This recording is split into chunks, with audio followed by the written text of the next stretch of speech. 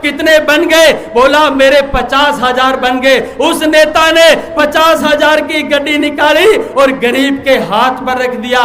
जैसे ही 50,000 की गड्डी गरीब के हाथ में आई और चेहरा खिलखिला उठा, मुंह पर रौनक आ गई, मुंह पर लाली आ गई गरीब के। बोला सारे वोट तुझे दे दूंगा।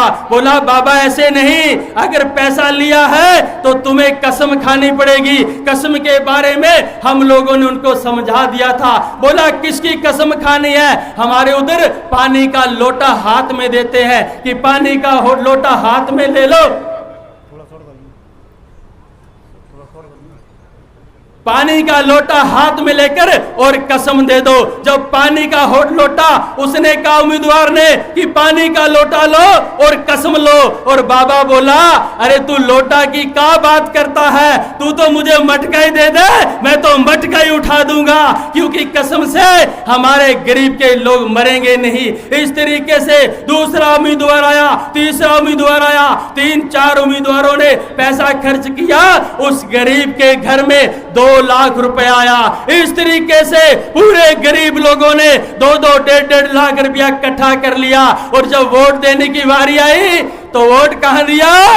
बहुजन समाज पार्टी का सिंबल हाथी के निशान पर वोट देकर हमारे दोनों उम्मीदवारों को जिताने का काम किया। जब दोनों जीत गए तो उनके घरों, गरीबों के घरों में पैसा बहुत आया था। दूसरा दिन निकला, जो हार गए थे उनका बीपी लो हो रहा था, कभी हाई हो रहा था। डॉक्टरों को घर बुलाया गया, डॉक्टर चेक कर रहा था, क्योंकि 1.5-2 करोड़ रुपया उनके घर में लग चुका था। इस तरीके से हमारे समाज के लोगों ने वहां पर बाबा साहब ने जो हमें वोट का अधिकार दिया उसका सही इस्तेमाल पहली बार किया और उम्मीदवार को जिताने का काम किया। और दूसरे दिन जैसे ही बाजार में से मैं निकल रहा था तो एक सेठ मेरे से पूछता है कि भाई साहब मुझे एक बात बताओ। मैंने कहा पूछो।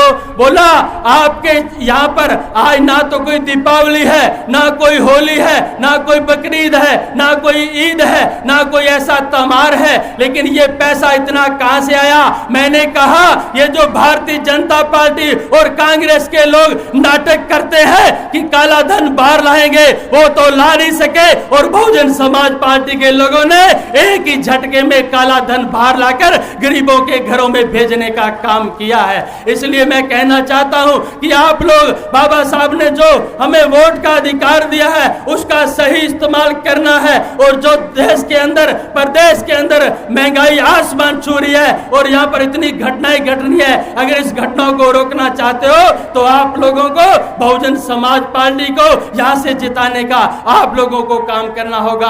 आप लोगों ने हमें यहाँ पर मान सम्मान दिया, बोलने का समय दिया, आप लोगों का बहुत बहुत धन्यवाद। जय भीम, जय भारत, जय मान्यवर कांशीराम।